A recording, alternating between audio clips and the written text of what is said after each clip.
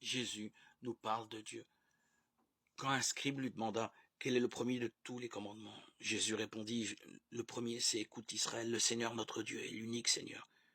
Tu aimeras le Seigneur ton Dieu de tout ton cœur, de toute ton âme, de toute ta pensée et de toute ta force. Marc 12, 28, 30.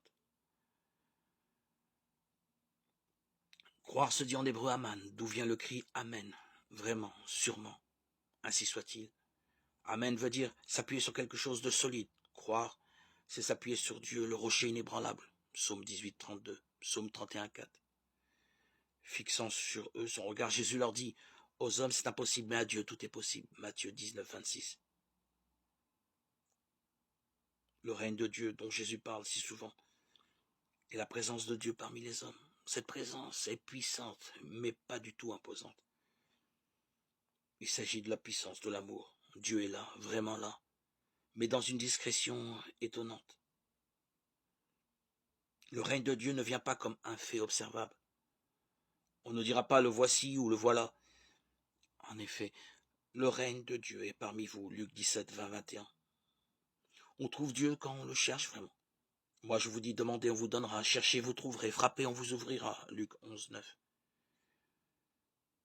Ici, le on est une manière respectueuse de parler de Dieu. Dieu est proche, mais il n'est pas évident. L'orgueilleux, l'être possédé par l'argent ou la soif du pouvoir, l'homme sûr de lui et méprisant, ceux-là ou celles-là ne trouveront pas Dieu, même s'ils se disent très religieux. Ils sont tellement encombrés de leur puissance, de leur bien, de leur mérite, qu'ils ne reconnaissent pas Dieu là où il est réellement, dans le silence, dans la simplicité, dans l'humilité, de la vérité, dans le service désintéressé. Je vous invite à voir la parabole du pharisien et du collecteur d'impôts en Luc, chapitre 18, 9, 14. S'approcher de Dieu, ce n'est pas s'accaparer le savoir, le pouvoir ou l'avoir.